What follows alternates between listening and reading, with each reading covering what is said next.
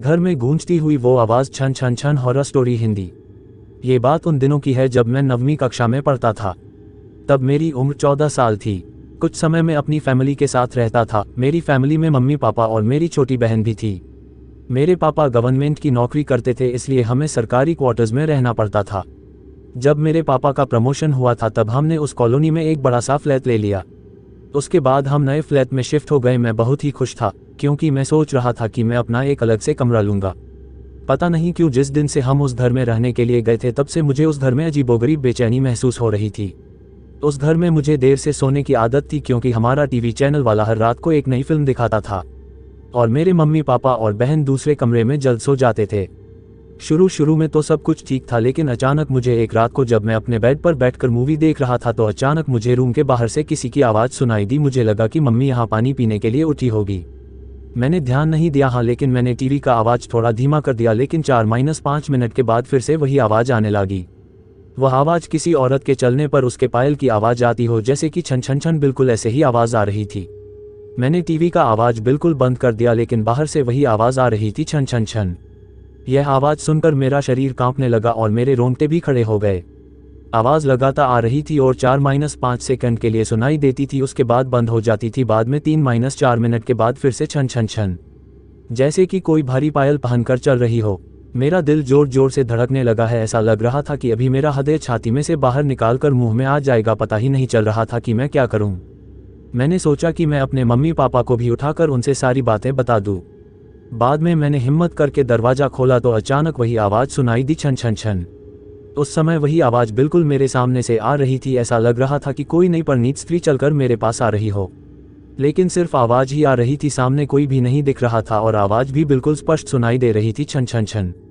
मैंने mummy papa को जगा दिया और सारी सच्चाई उनको बता दी। मेरे पापा इस बात को मानने के लिए बिल्कुल तैयार नहीं थी, वैसे भी वह सब पूरी तरह नींद में थे। किसी ने मेरी बात पर ध्यान नहीं दिया। बाद में मैं अपनी मम्मी पापा के साथ उनके कमरे में सो गया। ऐसे ही 3-4 दिन निकलने के बाद एक रात को फिर से वही आवाज़ सुनाई दी, छन छन छन। बाद में मुझे उस आवाज़ की आदत पड़ गई। आवाज़ आने का कोई भी समय नक्की नहीं था। कभी कभी वह आज 10 बजे या फिर 10:30 बजे भी आती थी, परंतु एक बात तो पक्की थी कि वह आवाज़ सिर्फ मुझे ही सुनाई दे रही थी और दूसरे किसी को भी नहीं। कभी कभी मैं वह आवाज़ मुझे बहुत ही डर जाता था, लेकिन हमारी कभी भी कुछ भी खराब नहीं होना था। 8-9 महीने बाद हमें एक नया फ्लैट मिल गया और हम वहाँ पर शिफ्ट हो गए। उसी फ्लैट में हमारी जगह पर जो नए लोग रहने के लिए आए थे वह हमारे जान पहचान के लोग थे। उनका बेटा मेरा बहुत अच्छा दोस्त था और उनका फैमिली काफ़ी बड़ा था।